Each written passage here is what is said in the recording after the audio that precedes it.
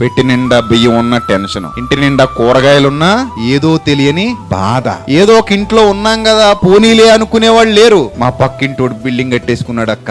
మాకంటే ముందుగా మా పక్కింటోడు ఏమైపోయాడు, గొప్పోడైపోయాడు, బిల్డింగ్ కట్టేసుకున్నాడు. మాకైనా అలాంటి బిల్డింగ్ రావాలి, లేదంటే ఆడి బిల్డింగ్ కూలిపోవాలి. అప్పుడు మాకు ప్రశాంతంగా ఉంటది. ఇప్పుడు మేము బాగుపడకపోయినా పర్లేదు, పక్కింటోడు మాత్రం ఏమవకూడదు, అస్సలు బాగుపడకూడదు. ఆడు నాశనం అయిపోతేనే మాకు ఆనందం. మాదో 10 రూపాయలు పోయినా పర్లేదు కానీ ఆడేమైపోవాలి, నాశనం అయిపోవాలి. ఆడ ఆరోగ్యంగా ఉంటే మేము చూడలేం, ఆడి ఇల్లు అందంగా ఉంటే మాకంటే చూడలేం. ఆడు కొంచెం పచ్చగా ఉన్నాడు అనుకో మాకు ఇక్కడ బీపీ రేజ్ అయిపోతుంటది. ఏ కాకుల్లో ఉండదు ఆ స్వభావం. ఒక కాకి చచ్చింది అనుకోండి కరెంట్ షాక్ కొట్టి, మిగిలిన కాకులన్నీ వచ్చి అక్కడ కావు కావు కావు కావు మన అరుస్తా ఉంటాయి. అదే మనం అయితే రోడ్డు మీదకి ఒక యాక్సిడెంట్ అయిపోతే మనకేంది, మనోడు కాదు కదా, చూస్తాం మనోడు కాదా అని. ఎవరండి అని అడుగుతాం, ఎవడోనండి, మా ఊరోడు కాదు కదా, కాదు. మా ఇంటి పేరోడు కాదు కదా, కాదు. మా ఉట్లు కాదు కదా, కులం మా కులం కాదు కదా, కాదు. అయితే వదిలేయండి, మన దారిని మనం పోతాం. ఇది మానవ నైజం.